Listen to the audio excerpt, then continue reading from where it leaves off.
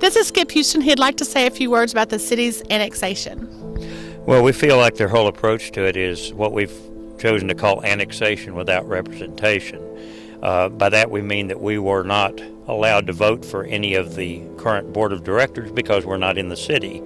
But now those same board of directors have been given power by a recent act of the legislature last year that allows them to annex areas around the outskirts of the city without allowing the people in those areas to vote for it. When we voted for it voted on it in the past, we've been successful at defeating it. I think there were 8 or 9 times in the 70s and 80s.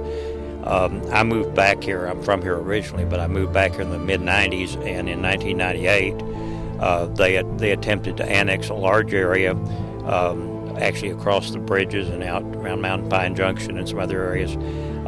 We were able to defeat that by almost a 2-to-1 vote. I believe it was 63% against. And that was the people in the city and the people in the proposed annexed areas. The way the law reads now, the board of directors can vote, those 6 people, or the 6 directors and the mayor, have the right to vote on that, and we have no right to vote one way or the other on it. They do not have to allow public vote. We simply think that's unfair. Have you addressed this to the city or to the board at this time? Have you made your point to them on how you feel about it? We have addressed that when they talked about Enclave A, the area over around Birchwood Bay, in that area in October and early November. I and several other people spoke to the board at that time at their meetings, and they totally ignored that and approved that annexation. We did the same thing about a week and a half ago now. We had over 75 people turned out. They actually had to clear some of them out of the room because of the fire code. Had over 75 people show up for that, and 90-some-odd% of those were opposed to it. Of the ones of us that got up and spoke, 20 or more people spoke against it, and only 2 people spoke for it. So that's pretty good odds on that respect. Well, we'll be following it. We will be there Tuesday to see what's going on and make sure that the people, our readers, can see what's happened there. And then you anticipate a lot of people to be there at that time? We're certainly expecting to. There's a lot of anger out in the county in the heavy-handed way in which the city is doing this, and the fact that they will not allow us to vote on it. We don't mind the people in the city being allowed to vote on it. That was done before also, and when that was done in 1998, we carried every precinct in town except for the one out by the country club out from Malvern. So each precinct we carried and carried the city as a whole and carried the county by a huge margin on that. And this is a standard meeting, so it probably will start, 6 o'clock, 7 o'clock? Do you know what happened? It starts at 7. We're advising people to arrive early because there wasn't enough seating the other night at the one on the 5th, so I would assume we'll have a good crowd at that as well. Great. Well, thank you so much. We appreciate your time. Thank you very much. You had a meeting tonight with the CCC. What is that, and what do you stand for?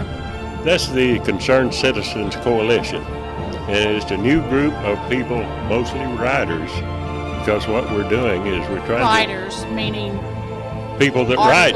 Article writers. I thought you said like writing. Okay. And they are putting together a series of articles, which is going to be 39 at last count, and we're still counting, of issues facing the community. And annexation, of course, is one of them, but there are 38 others that are important to the citizens of the community, and we are going to write about them, hopefully start the conversation. With the board? With the board, with the public. And make the public start thinking, because here's the facts. Make up your own minds. Do we need to do things about these particular problems? Do we need to find solutions? And at least have a conversation about what the items are. There's a lot of people that's not aware of the 39 items. Mm-hmm. There's a lot of people in the city that doesn't have the time to come out and be a part of these type meetings. Is there a way that you could have other people get involved that wants to follow what you are having these writers write about? Well, if they are a prolific writer, they can certainly contact us. And if there's things they have specific knowledge of, then we would encourage them to write. But, if they're just a member of the public, we just hope they will read these. And pay attention. Yes. Because it's not always information that's out in the public. You're just trying to make everyone aware. Correct. And we would like their comments back on what they read. Is there something else that you would like to say at this time about what you're trying to do here? No, we just hope people will pay attention and read the articles.